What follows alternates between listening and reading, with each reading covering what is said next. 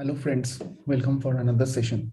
So today we will talk about the time, speed, distance, foundational level problems. So we have done the time, speed, distance basic. So this one we have, so time, speed, distance basic, if you have seen, we have done. And these are the topics we have covered in the previous session. So if you have not gone through that session, so I'll request you to just go through that session because you need to understand these topics, the basics of different kind of problems or different kind of concepts that's there in time speed distance, which is a very important topic in your CAT or any other MBA entrance exam. And this is a little concept heavy area, so you possibly need to spend some time to understand these concepts, and then you will possibly come back to this session, and you will be able to understand that kind of problem we are solving and how we are solving, what are the concepts we are using. So but this is the basic session. Today we will do the time speed distance problem, session one.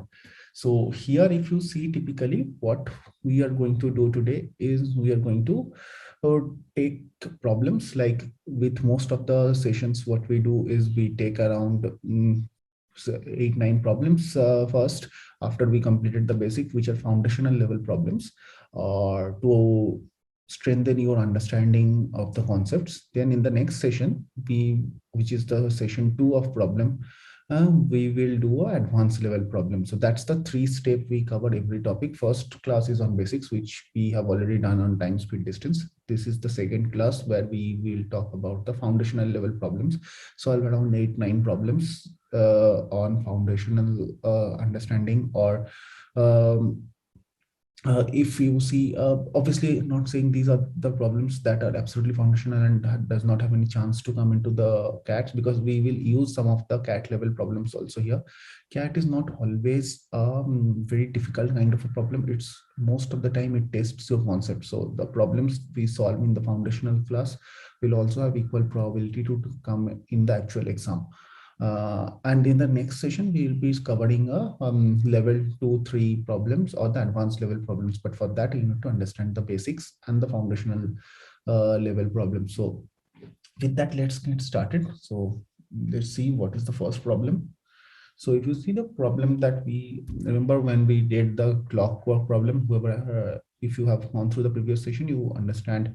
And if you have not, I will put it in the I button or in the description box, the link of the previous session.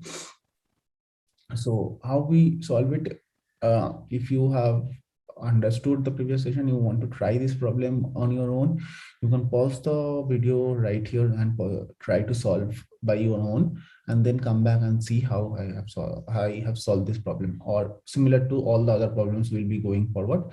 You can pause this video right there when the problem appears, try to solve it by yourself, and then come back. So okay, now coming back to this, they're saying what is the angle between hands of a clock. Now, if you remember, I'll just quickly recap. So the hands, just a minute. So the hands of a clock is basically, so let's say this is the clock, and you have a bigger hand, which is the minute hand, and then there is a smaller hand, which is the hour hand. Now you see the hour hand, uh, just give me a minute.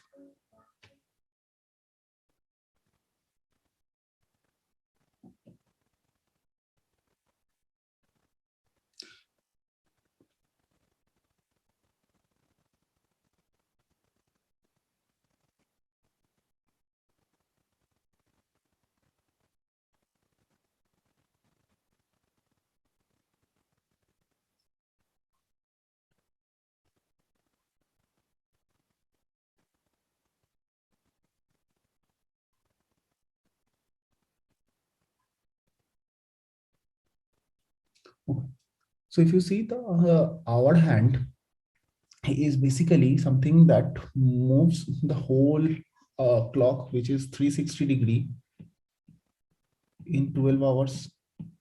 So if I see this hand, it starts from 12, then 1, 2, 3, like that. Hour hand will complete the circle in 12 hours. So typically I can say in 1 hour, it moves 30 degree.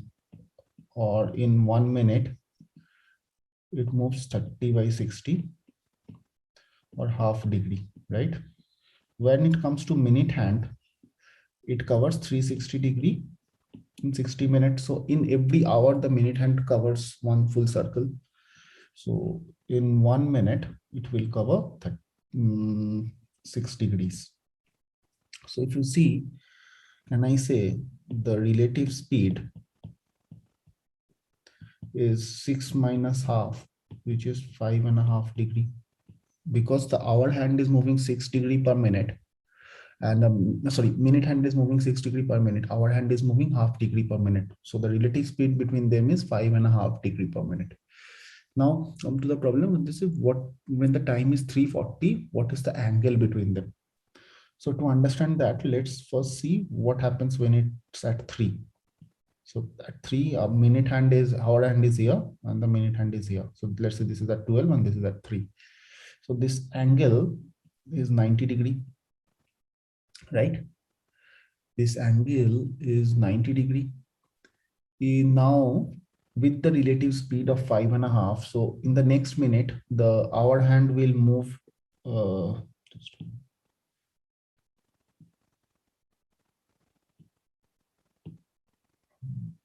Okay. In the next minute, you will see the hour hand will come somewhere here, and the minute hand will come somewhere here. So basically, hour hand is moving half degree, but the minute hand is chasing it by another 6 degree. So first it needs to cover that 90 degree ka gap. So 5.5 degree gets covered in 1 minute. So 90 degree will gets covered in how many minutes? So 1 degree will cover in 2 by 11, and 5.5 is 11 by 2, 2.5 into 90 minutes. So if you see, typically it is 180 by 11 minute, right? So after this many times, the 90 degree gap is completely covered. So this is, let's say, 0.7006 4 by 11. So something around 16 or 4 by 11 minutes, the 90 degree gap is covered. Now that is covered means they are overlapping, right? So the gap was the, let's say it is here and here. If the gap is covered, let's say somewhere here, both of them are overlapping. Now the gap has started increasing. Now the minute hand is actually getting 5.5 degree per minute extra.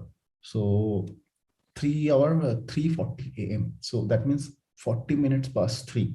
So 40 minutes past 3, out of that 16 whole 4 by 11 is something they have already taken just to cover the gap from 3 to the gap was there at 3 p.m. or 3 a.m. The gap has been covered in by this minute. So then the time difference will be 40 minus 180 by 11, which is 440, minus 180 by 11, or we can say 260 by 11 minute. So this much time the minute hand will have to create the angle with the hour hand. So in every hour, so the gap, the angle is created by 5.5 degree. So now let's say in this minute they are together. In the next minute, minute hand will move 6 degree, hour hand will move only half degree. So every hour 5.5 degree extra gap is created. So in 260 by 11 minute, 260 by 11 into 11 by 2 degree gap is created. So when 11 get cancelled, so 130 degree is the gap. So how? So I will show you. So let's say at 3 it was like this. Then after 16 whole 4 by 11 minute, it is somewhere overlapping. So that gap is covered now. After 16 whole 180 by 11 or 16 whole 4 by 11 minute, whatever the time left between 3:40 to 3:16 4:11. So 316, 411 or is when they overlap with each other. After the overlap, every minute the minute hand is getting 5.5 degree.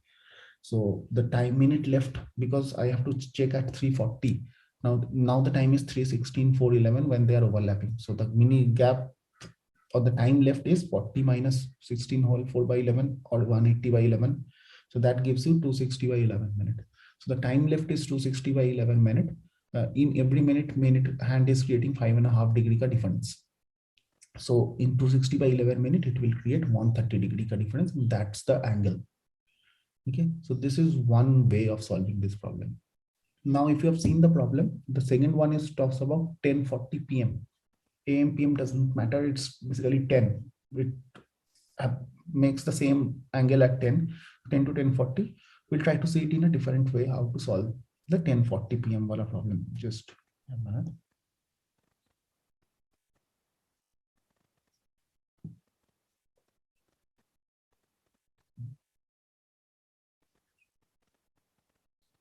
Yeah. So if you can see now 10:40 p.m. So let's try to do it from here. So what happens at 10? So 10 pay, if you have seen, this is the 10. And what happens at 10:40? So 10:40, if I see, it happens somewhere like this. This is 10:40. And remember one thing, whenever they're saying the gap, it's the angle. There are two angles possible. One is this angle, another is this angle. So we'll always take this angle, which is less than 180 degree. We will not take the other angle, which is more than 180 degree. Okay. So then like in this case also we see there is one angle between 340, so there will be one angle. So if we see what is at 3 p.m, so 3 p.m is this, so we consider this 90 degree. We don't consider the other one, that is 270 degree. Okay, so coming back to this 10:40, now at 10, if you see how much is the gap, the gap is for each line from 10 to 11, the distance is 30, 11 to 12 another 30. So this gap, this was 60 degree. Now 10:40, it's not typically, the minute hand is not moving this side. So minute hand is moving this side and the hour hand is moving this side. So basically minute hand does not need to catch up the hour hand. So the 60 degree gap is there. 5.5 degree gap will be continuously created after this. So this will add. It's not that, understand that what happens in 3. So 3 is like this. So minute hand is first needs to cross the hour hand, make the difference 0, and then create the difference. Here, the minute hand does not need to cross the hour hand. Hour hand is moving clockwise, minute hand is moving clockwise, minute hand is little ahead. So it is already ahead by 60 degree. So it's already ahead by 60 degree, plus it is creating 5.5 degree gap per minute. So 5.5 degree to 40. So that will make it 60 plus 11 by 2 into 40, because 10:40 they said. So 60 plus 11 into 20. So that is 200, 220, 280 degree. Now 280 degree is possibly this gap is 280. So that means the other angle is 360 minus 280, or 80 degree is the angle at 10:40 p.m. So this is the angle they are talking about, and this is 80 degree. I hope it's clear how to find the angle of time at clock. So it always needs to use the relative speed or the relative angle that is created every minute. All you need to understand is whether the minute hand has to cover the hour hand before creating the angle, or it does not need to cover. So in that case, you can add, or in the previous case, when it has to cover, you first need to see after how much time the gap becomes 0, and then it starts creating the angle. So I hope it's clear. Let's move to the next one.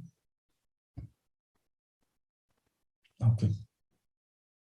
So if you see typically this problem says A and B starts working from a point P towards Q.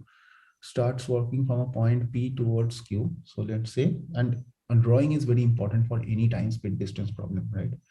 So start with P towards Q. So let's say this is P and let's say this is Q, right? So start from between P and Q. The ratio of the speed A is to B is 7:1. So if A speed is 7x, B speed is x. So after, so obviously A has a higher speed. So they are saying A reaches here and then come back and meet B, and B is moving this. So this is A and this is B. So they, let's say this is the meeting point, right? This is the meeting point. What is the distance of the meeting point from P? So let's say this is the distance. So let's say this is the distance and this distance is x.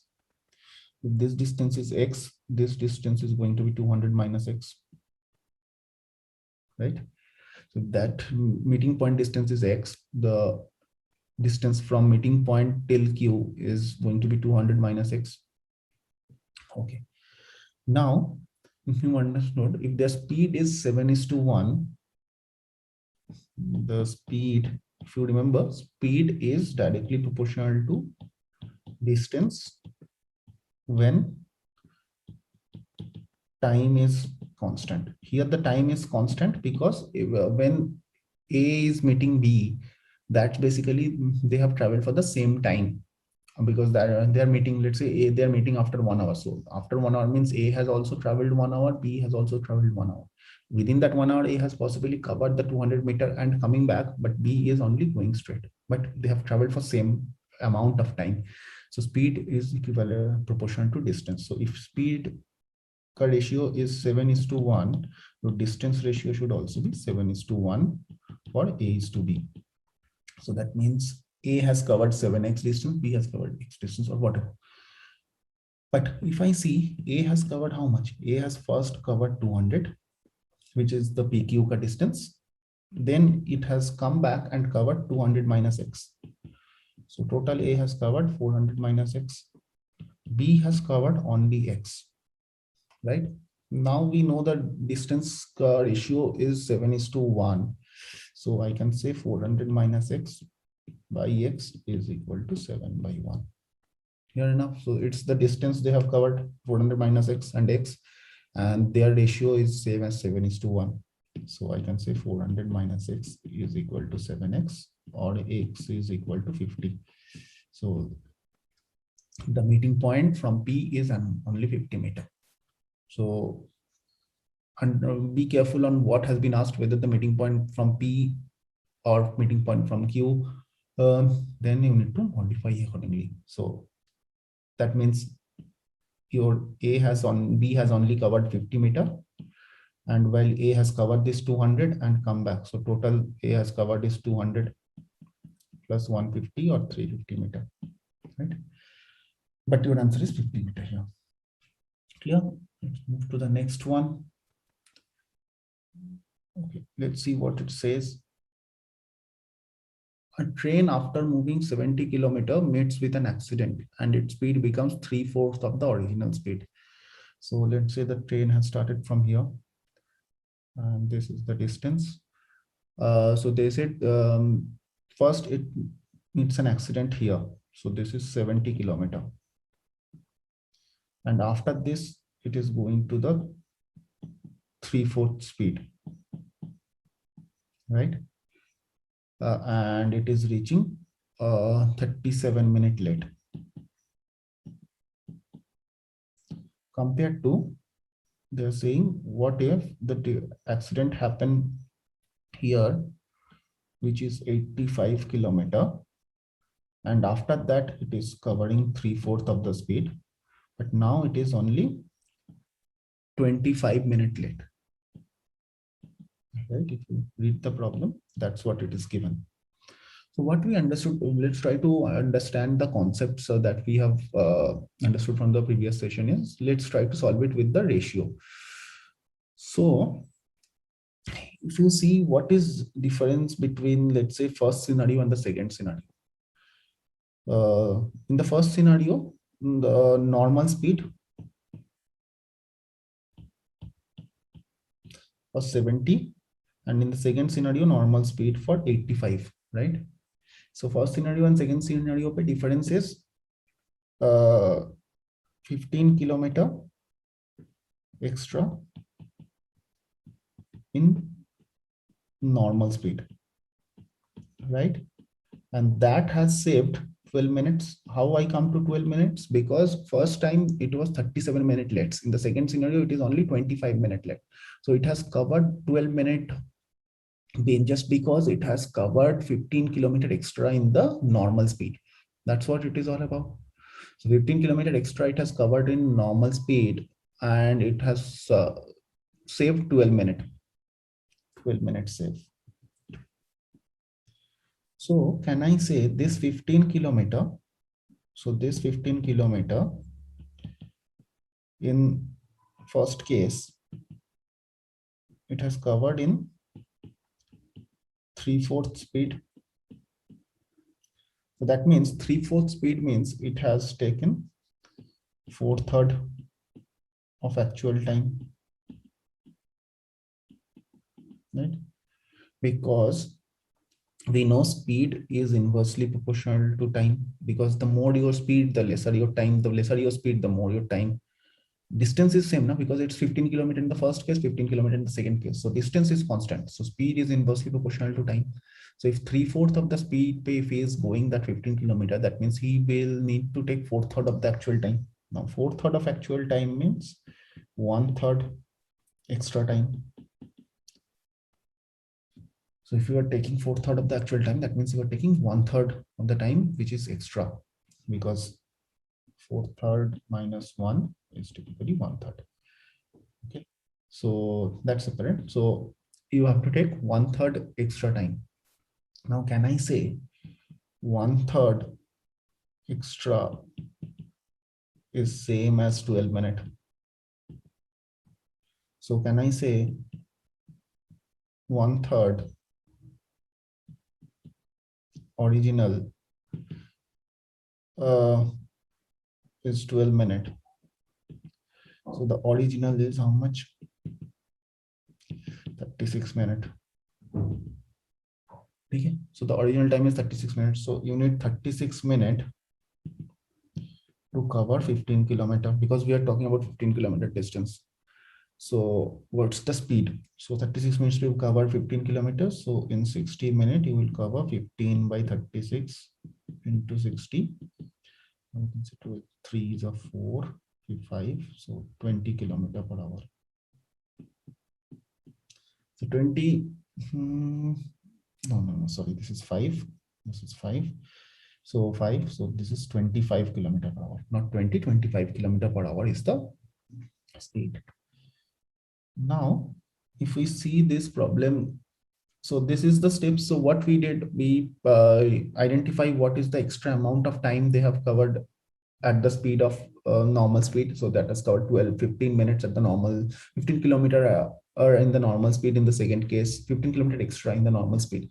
So to cover the 15 kilometer in the previous scenario, it has taken 3/4 of the speed, or that means 4/3 of the time. 4/3 of the time means 1/3 is the extra time it has taken.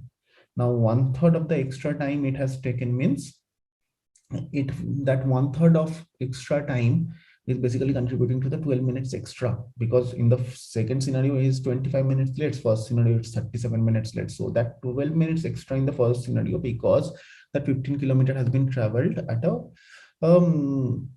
3/4 speed, or that means for that 15 kilometer you have taken 1/3 of the time extra. So that 1/3 of the time extra is 12 minutes.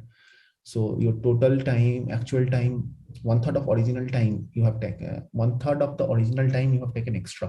So 1/3 of the original time is 12 minutes, because that's it. So then original time is 36 minutes. From there, 36 minutes you can cover 15 kilometer, and 60 minutes you can cover 25 kilometer. That's how we do it, because there is a conceptual clarity. Otherwise, I can show you another equation from which also you can solve. So in the first case, let's say the total distance was anyway x.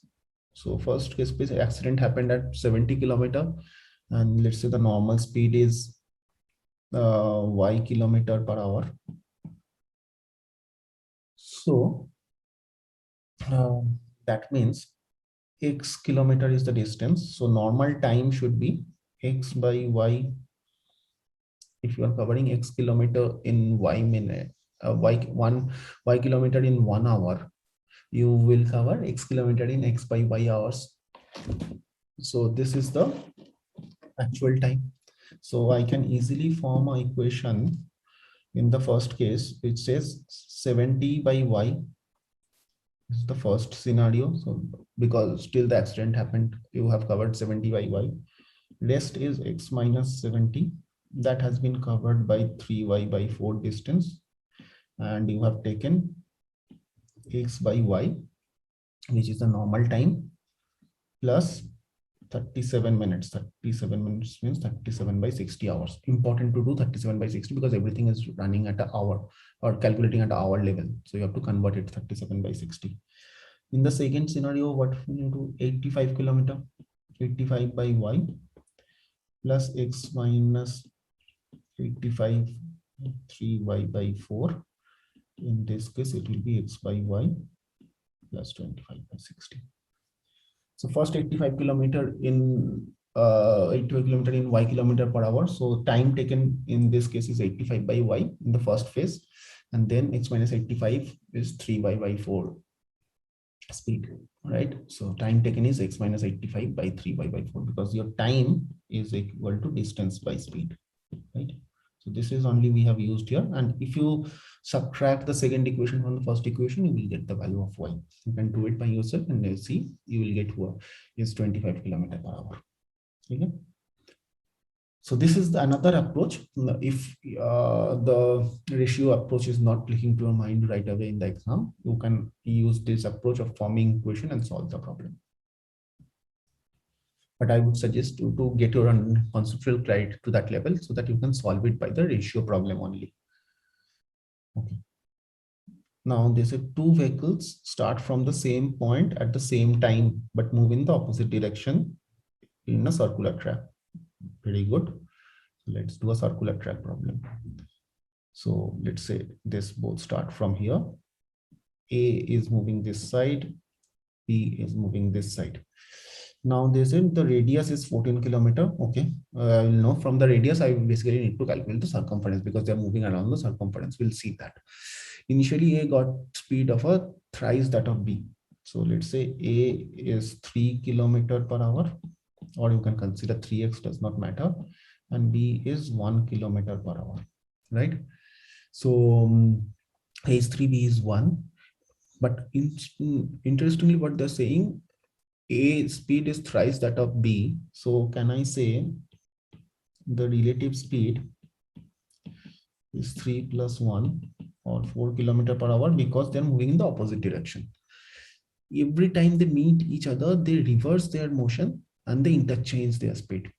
So every time they meet each other, they reverse their motion and interchange their speed. But if you see typically, if speed ratio of A is to B is 3:1. So before every meeting point, the distance ratio of A is to B will also be in 3:1 because the time taken before the meeting is same for both of them. So then your distance is proportional to speed. So then distance is also 3:1. So just from my understanding, what we'll do is we will distribute this area, this circle, into 4 equal sections. So because the relative speed is 4, so that means when B is covering 1 of that section, A is covering 3 of that section. So let's say, let's divide that. So let's say this is 1, so this is 2, this is 3, let's say this is 4. So these are the 4 different sections. So what is happening in the first case, A is moving towards anti-clockwise direction and B is moving towards clockwise direction. So this is shortest distance between the starting point and the third meeting point. Okay, so let's say first meet. What first meet? So first meet is happen where? First meet will happen. So B will be first meeting means they have to together complete one circle. So A speed is thrice that of B speed. So I can say that A will cover 1 to 4, 4 to 3, and 3 to 2. All this, while B will cover only 1 to 2. So 2 is the meeting point in the first case. Now what will happen is they are meeting here first time. After this, if you see typically their speed is changed and their direction is also changed. So now A is moving clockwise, B will moving anti-clockwise. But now B speed is basically thrice. So B speed is basically thrice, means B will start from 2. We will go 2 to 1, 1 to 4, and 4 to 3. While A will only cover, this is B, A will only cover, A was at 2, A will only cover 2 to 3. So 3 is the meeting point now. Now the third meet. Third meet pe what will happen? Third meet pe again their direction will change. A will start going anti-clockwise and B will start moving clockwise with the speed of 1. So B will start moving clockwise means B is at 3. So from B will move from 3 to 4, while A will move from 3 to 2, 2 to 1, and 1 to 4. So 4 is the meeting point or the third meeting, right? Okay. 4 is the meeting point. Now, if we understood this, let's say how we can do this. So now they are saying the problem is, the first problem says, what is the shortest distance between the start point and the third meeting point? Now, if 1 is the start point and the third meeting point is 4, so the shortest distance must be this. If this is the shortest distance, this is 1/4 of the circumference. Now, what is my circumference? So if radius is 14 kilometer, so you can say, or if you don't see the circumference is possibly not the shortest distance. If I'm talking about the shortest distance, so 1/4 into 2 into pi into 14. So that is the shortest distance one way. So this is the circumference distance. But if you see typically the shortest distance can also be this, right? If this is the shortest distance and we are considering there is a way to reach not through the circumference also. So then this is just the Pythagoras theorem. This is 14. This is 14 because both of them are radius.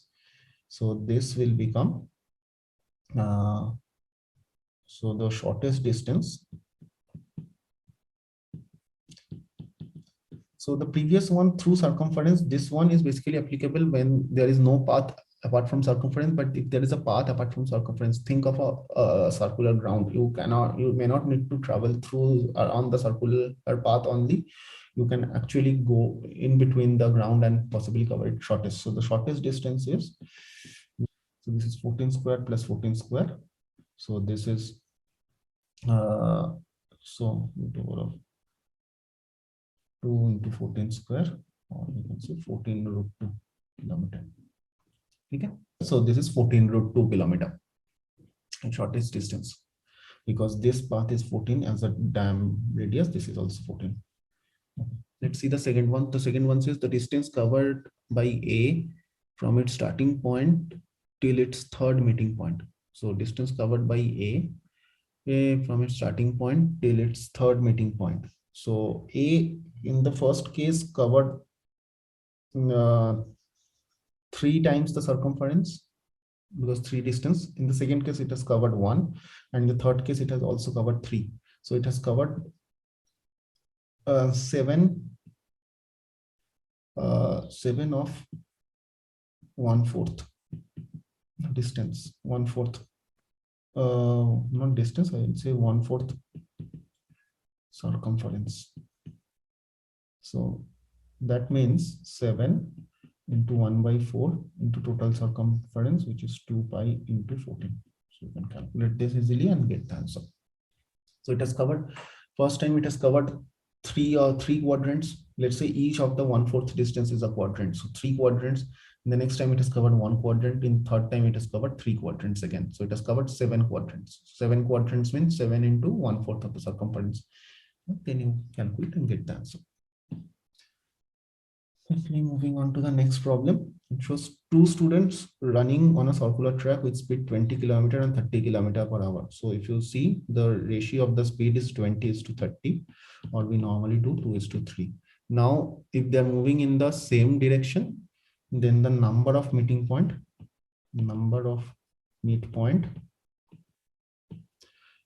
in same direction has to be 3 minus 2 or 1, because we remember, if we say the ratio is m is to n, so it's the difference between m and n is the number of meeting points in the same direction.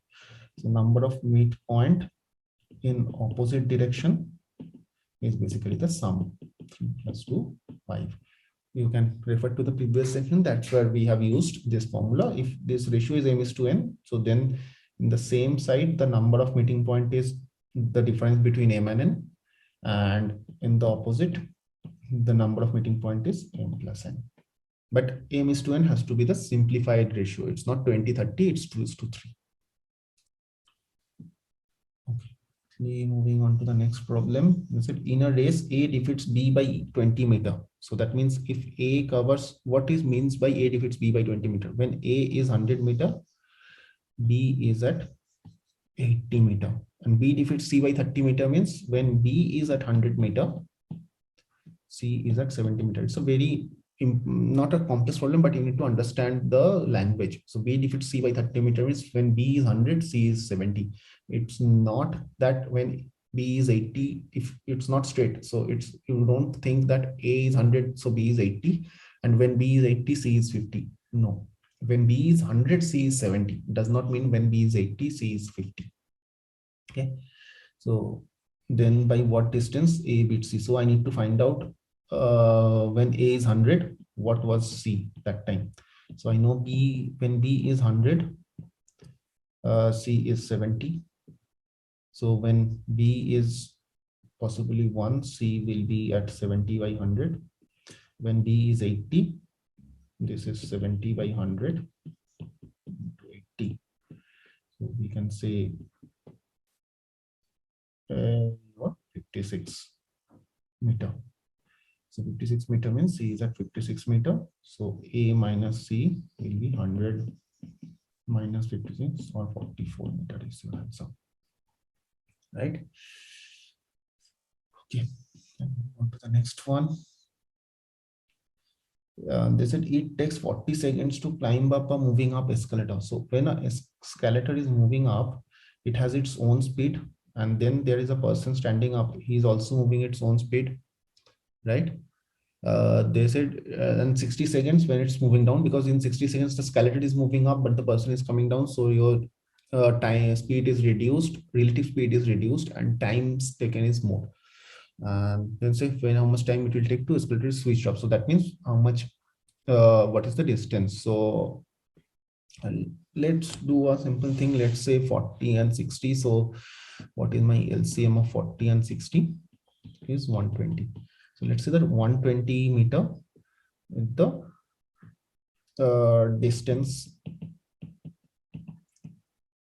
from top to bottom. So this is the distance from top to bottom, 120 meter. So it takes 40 seconds for A to climb up. So climb up, that means, let's say climb up. So that means A's speed plus escalator speed. So both together. So let's say A speed is U and escalator speed is V. So both are, let's say U meter per second and V meter per second. So it takes 40 seconds to climb up. So that means, can I say 120 is if they're taking U steps per U meter per second and it's taking V meter per second. So U plus V into 40. And in the second case, it coming down. So 120 will be again, but now V is working against U. So V is skeletal speed. Skeleton is moving up, and U is the person's speed. A speed, A is coming down. Unless A speed is more, A will never be able to come down, because how much ever he comes down, his skeleton will push him up. So u must be more. So your relative speed must be u minus v into 60. And so on this, you can see u plus v in the first case is 3, u minus v in the second case is 2.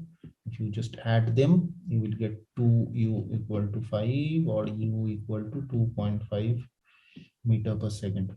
If u is 2.5 meter per second, how much time it will take to move up the skeleton, because the total distance is 120. Now skeleton does not have any speed, so 120 by 2.5, or you can say 48 minutes, right?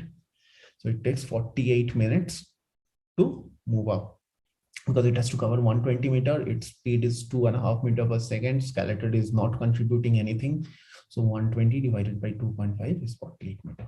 That's how we do it. Simple approach for a same as your relative speed problem.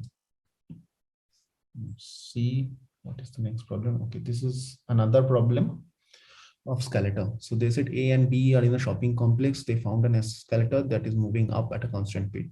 Both they use the skeleton to climb up, but instead of letting the skeleton do the work, so they are also walking up. So they're not standing in the skeleton, they are moving up in different speed. A has walking speed twice that of B, and A reaches the top of the skeleton after having 40 steps, while B takes only 30 steps. Because B speed is less, skeleton is doing more work in B's case. A's case, A is doing more work, so A is taking more steps.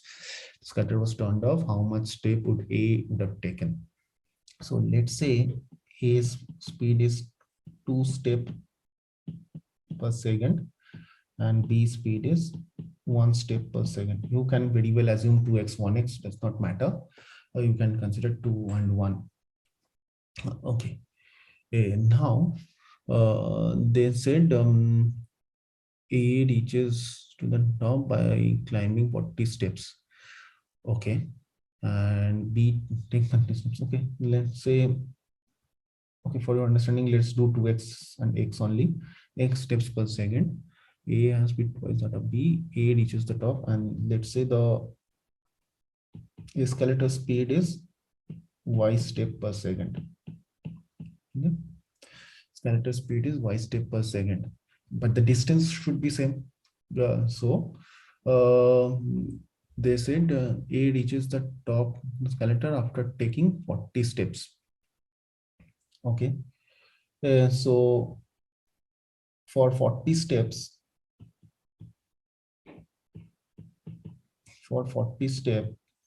it has taken 40 by 2x time, right? It has taken 40 by 2x time. In 40 by 2x time, 40 by 2x time, skeleton has moved how much? 40 by 2x into y steps, right? So I can show you the total distance.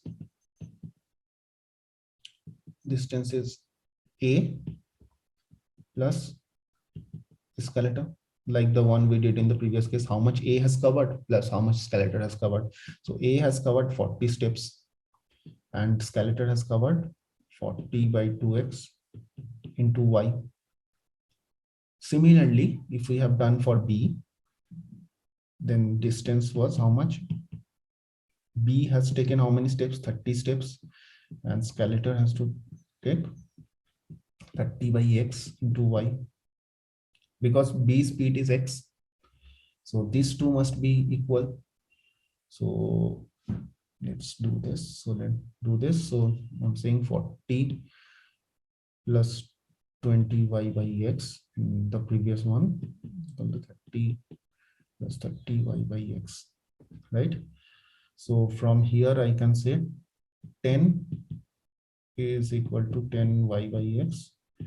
We can say y by x is equal to 1. Okay. If y by x is equal to 1, that means the total distance becomes how much? Total distance I can say is 40 plus 40 by 2y into x. So sorry, 2x by y. So y by x is 1. So 40 plus 40 by 2 into y by x is 1. So total 60 steps. Total, there are 60 steps in the sculptor. That's the total distance. So if the sculptor is switched up, the entire thing has to be done by A. So A has to take 60 steps, right? Just 1 minute. Okay, let's move to the next problem, where it says a boat travels 30 kilometers upstream in 5 hours and 100 kilometers downstream in 10 hours. So I can say the upstream speed is 30 by 5, which is 6 kilometers per hour. And we know upstream speed wave, what happens is basically boat is working against the current. So if boat speed is x and the stream speed is y, so can we say x minus y is equal to 6? That's the upstream speed, and it covers 100 kilometers in downstream. So for downstream we can say 100 by 10 or 10 kilometers per hour is the speed. So can I say x plus y, in this case is 10, because downstream means boat is going towards the where the stream is flowing, so they are working together. So from here we'll find the speed of the boat in still water and the speed of the stream. So we need to find x and y. So this is equation 1. Let's say this is equation 2. If you just add equation 1 plus 2, get to know 2x is 16 or x is 8, and that gives you y as 2, where x is the speed of the boat in still water, the boat in a stream, speed of the stream. Simple enough, but that's how we do upstream downstream kind of a problem. Just the understanding upstream is basically going against, so that means relative speed is x minus y. Downstream is going with the flow, so its relative speed is x plus y. Okay, so the last problem for today we are doing, that's a good problem. A thief is running at a speed of 10 meters per second. The policeman is 5,000 meters behind, is chasing at a speed of 20 meters per second, and there is a dog. Okay, there is a dog also running 30 meters per second. The police dog is running. So the dog is smart. The dog is not catching the thief. The dog is going to the thief, coming back to the police, again going to the thief, coming back to the police, because it has a much higher speed than the police and the thief itself. So let's draw this problem. So this is the instance, and let's say here is the police and the dog. The thief is, let's say, here at the starting, so which is 5,000 meters, this distance, and let's say this is the point where the police catches the thief, right? So the dog, what the dog is doing, let's say the thief has moved here first, so the dog is going till here, meets the thief, then coming back, but by the time the police may have reached here, so the dog is meeting the police here, then again he is going back and meet the thief here, because the thief has moved ahead a little, but coming back it is meeting the police here, again it is going back till here, coming back meeting the police here.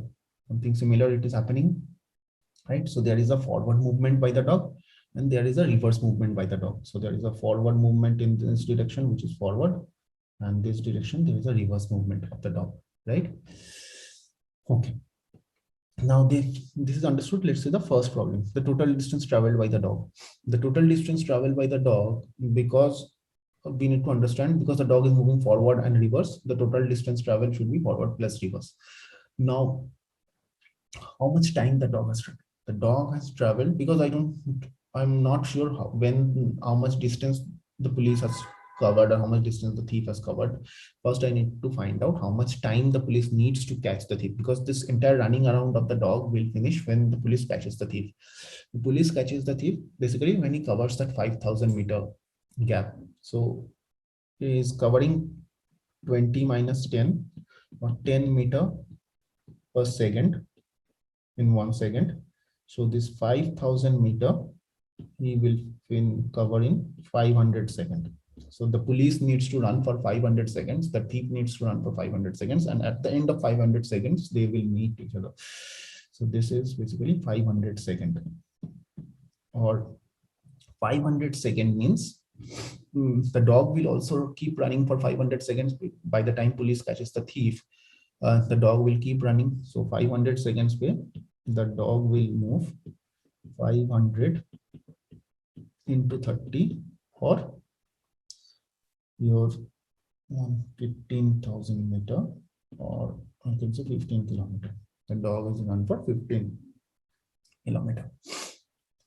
Okay, so the total distance traveled by the dog. Now, can I say this 1500 or 1500 meter is sum of the forward and the reverse distance? So this is your answer for the first one.